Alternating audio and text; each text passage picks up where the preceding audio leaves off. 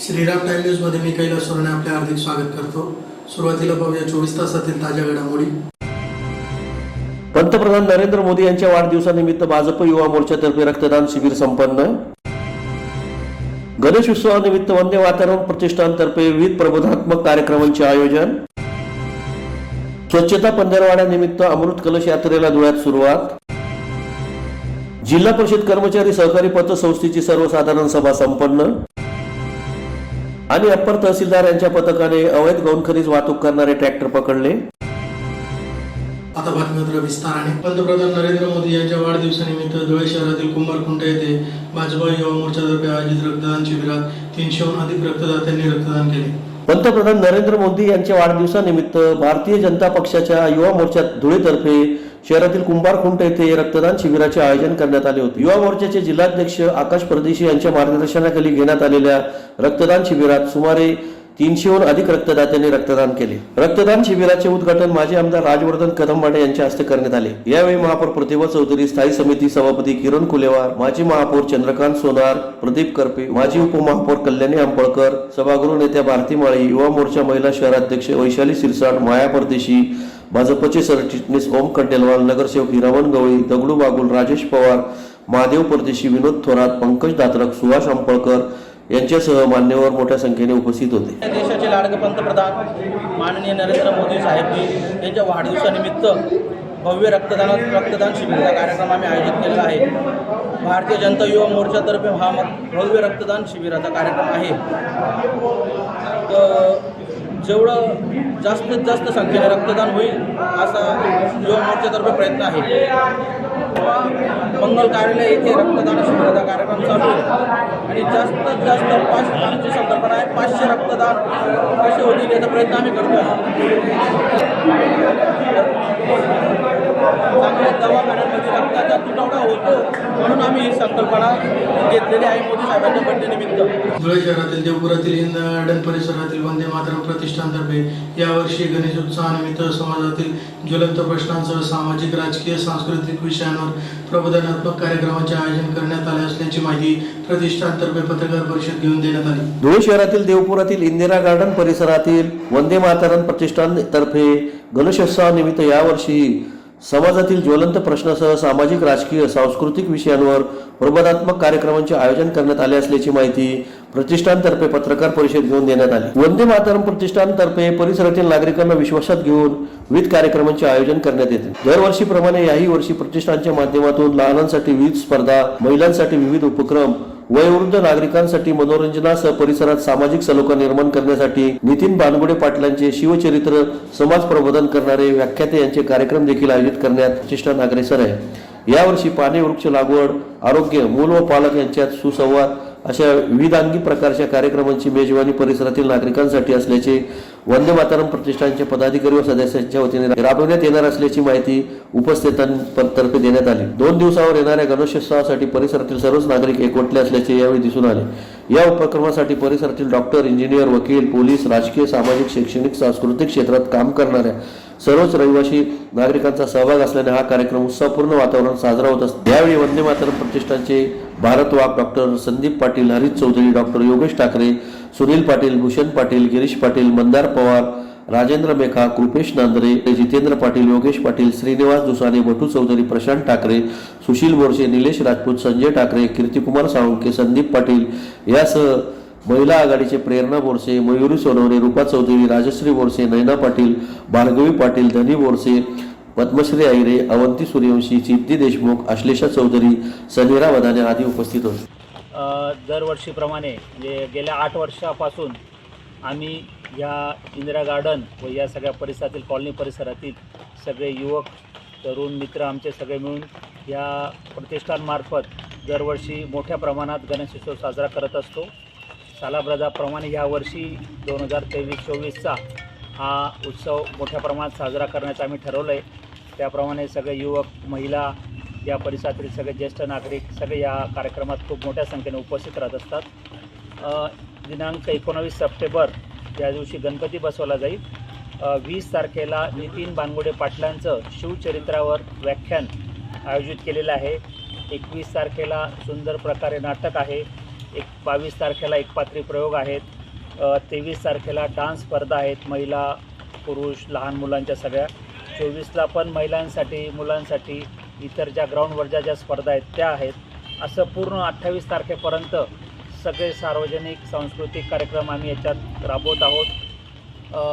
वृक्ष लागवड असेल किंवा आम्ही आमच्या परिसरातील सगळ्यात महत्त्वाचा जो पाण्याचा प्रश्न आहे त्याच्यावर एक तोडगा म्हणून आम्ही यावर्षी पूर्ण वर्षभर रेन वॉटर हार्वेस्टिंग हे आमच्याकडनं मोफत गाईडलाईन्स देऊन आणि तो कार्यक्रम मोठ्या प्रमाणात राबवणार असून पाण्याचं नियोजन कसं करावं ह्या आमचा यावर्षीचा एक, आणि वृक्ष लागवड हे मोठे उद्देश आहेत. रक्तदान आम्ही दरवर्षी करत असतो, यावर्षी ते मोठ्या प्रमाणात करू अशी आमच्या सगळ्या वंदे मातरम प्रतिष्ठानच्या सगळ्या कार्यकर्त्यांनी हा मानस ठरवला आहे. राज्यस्तरीय स्पर्धेतसुद्धा आम्ही भाग घेतलेला आहे.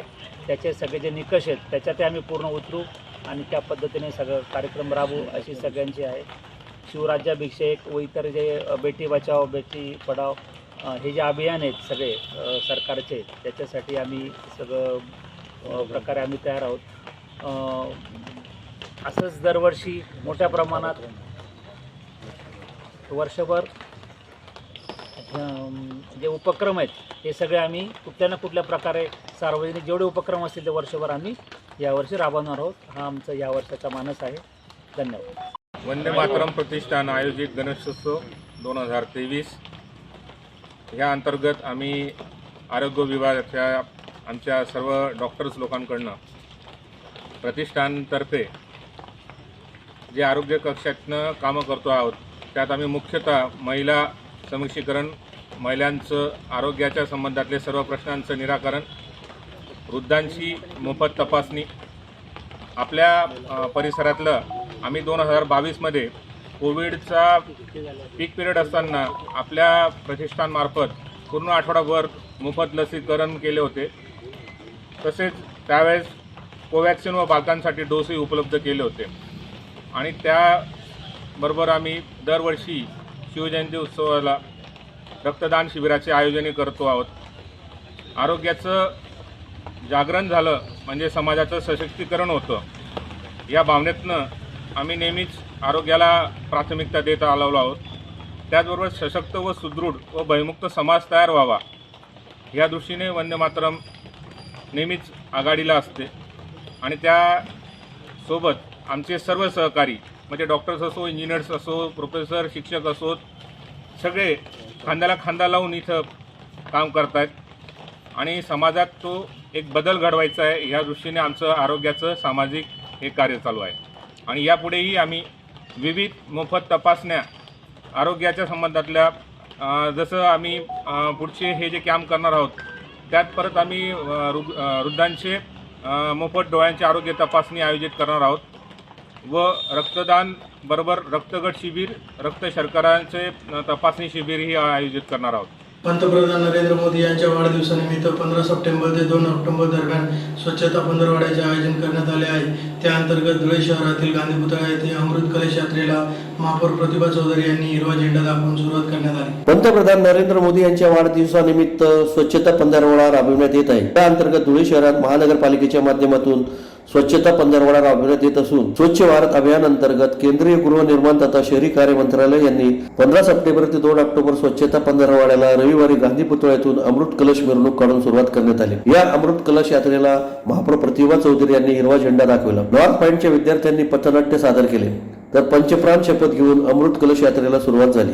यावेळी महापौर प्रतिभा चौधरी, मनपा आयुक्त अमिता दगडे पाटील, सभापती किरण कुलेवार, अतिरिक्त आयुक्त करुणा डहाळे, उपायुक्त संगीता नांदुरकर, उपायुक्त विजय सनेर, नगर सचिव मनोज वाघ, माजी महापौर चंद्रकांत सोनार, माजी महापौर प्रदीप करपे, कल्याणी अंपळकर, हिरामन गवळी, वैशाली शिरसाट आदी उपस्थित होते. नरेंद्र मोदी साहेब यांचा आज वाढदिवस आहे.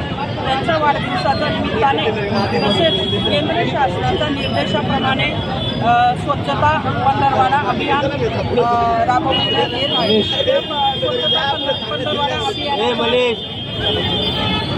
15 सप्टेंबर ते 2 ऑक्टोबर या पर्यंत हा पंधरवडा साजरा करण्यात येणार आहे. या कार्यक्रमाच्या अंतर्गत मेरी माती मेरा देश तसेच सफाई मित्रांचं आरोग्य शिबिर, रक्तदान शिबिर, इंडियन स्वच्छता लीग 2.0 पॉईंट असे अनेक उपक्रम या स्वच्छता पंधरवाड्यामध्ये राबविण्यात येणार आहे. आज मेरी माती मेरा देश या अंतर्गत देशाच्या स्वातंत्र्य लढ्यासाठी ज्या स्वातंत्र्य वीरांनी, ज्या शहीदांनी आपल्या रक्ताचं बलिदान दिलेलं आहे स्वातंत्र्य मिळवण्यासाठी, त्यांचं जन्मगावी जाऊन या आज जी ही माती धुळे शहरातील प्रत्येक प्रभागातून माती हा कलश निघणार आहे. त्या कलशमध्ये प्रत्येक प्रभागातून माती संकलित करण्यात येणार आहे आणि त्या कलशामध्ये जो कलश आहे, कलशाची जी रथयात्रा निघणार आहे, या रथयात्रेमध्ये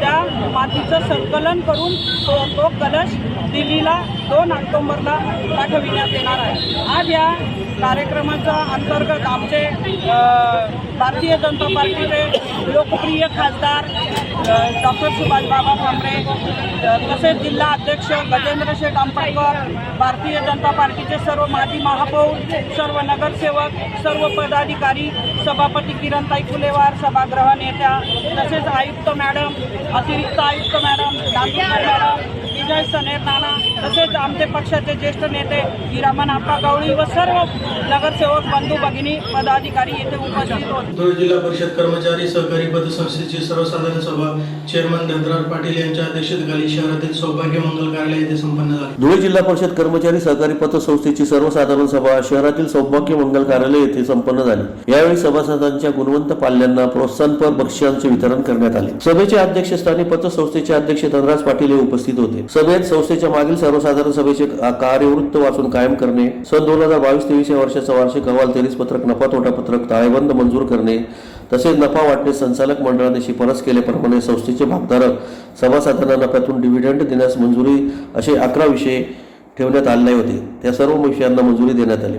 यावेळी chairman Dhanraj Patil, vice chairman Rupali Patil, संचालक हेमंत सूर्यवंशी, चेतन कुमार पाटील, इंजिनियर महेंद्र पाटील, जितेंद्र गवळी, उज्ज्वल भामरे, कल्पेश माळी, मधुकर चौधरी, साहेबराव चौरे, विकास माळी, सुशील सोनवणे, संध्या बोरसे, अलका वळवी, अजय कुमार मदाने आदी उपस्थित होते. वार्षिक सर्वसाधारण सभेला आपण सर्व उपस्थित राहिला म्हणून मी त्या संस्थेच्या वतीने आपले आभार व्यक्त करतो.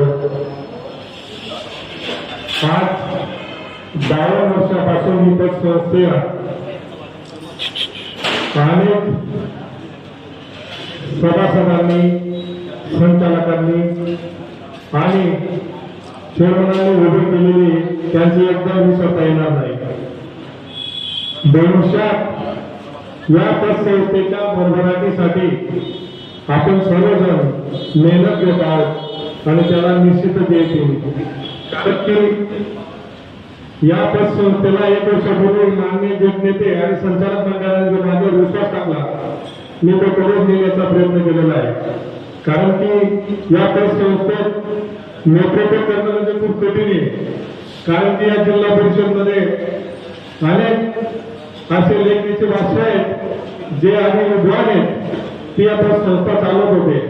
परंतु गटनेते आणि संचालक महोदयांनी जो माझ्यावर विश्वास टाकला, मी खरोखर त्यांचा आभार व्यक्त करतो. तसंच 2007 तर 2008 रोजी व्याज आज जवळपास 13 ते 14% होता. आज व्याज 8.5% आलेला आहे. त्याचप्रमाणे या पतसंस्थेचं भांडवल दरवर्षी वर्गणीच्या रूपाने वाढत चाललं असून किमान 24 ते 25 लाखाची त्याच्यात भर पडते. तसेच खेळते भांडवल जवळपास 43 ते 3.5 कोटीचं भांडवल आहे. अत्यंत उत्तम परिस्थितीची पतसंस्था चालली आहे.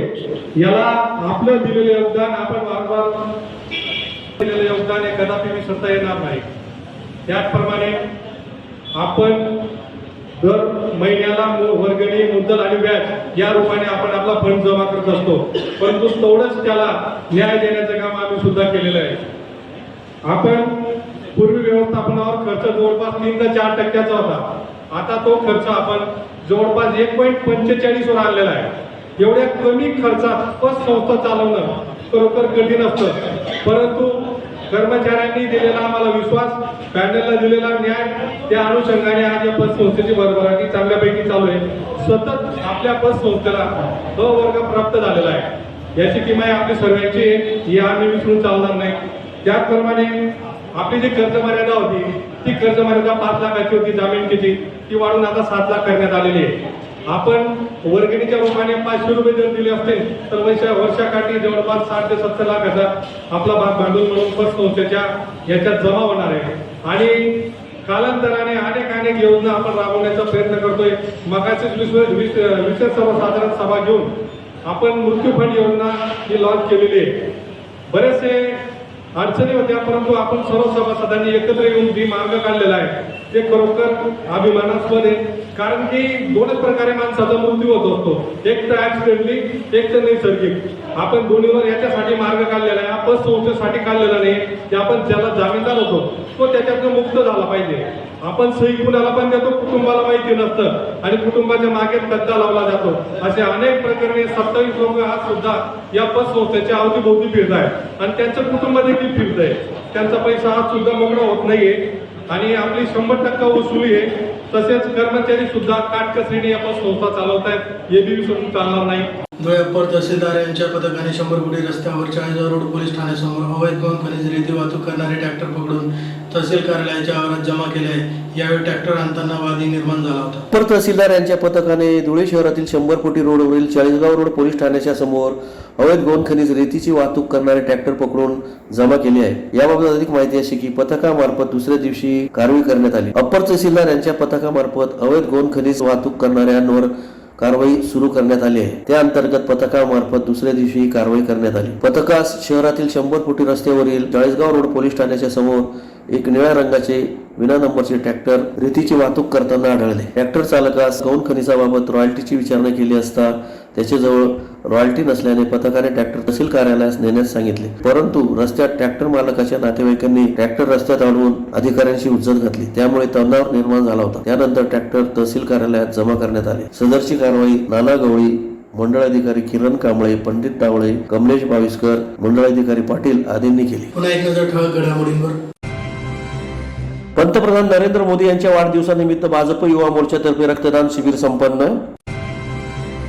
गणेश उत्सवानिमित्त वंदे मातरम प्रतिष्ठानतर्फे विविध प्रबोधनात्मक कार्यक्रमांचे आयोजन. स्वच्छता पंधरवड्यानिमित्त अमृत कलश यात्रेला धुळ्यात सुरुवात. जिल्हा परिषद कर्मचारी सहकारी पतसंस्थेची सर्वसाधारण सभा संपन्न. आणि अप्पर तहसीलदार यांच्या पथकाने अवैध गौण खनिज वाहतूक करणारे ट्रॅक्टर पकडले. याचबरोबर श्रीराम टाइम न्यूजचे बातमीपत्र संपले. दिवसभरातील ताज्या घडामोडींसाठी पाहत राहा श्रीराम टाइम न्यूज. भेटूया पुढील प्रसारणात. तोपर्यंत नमस्कार.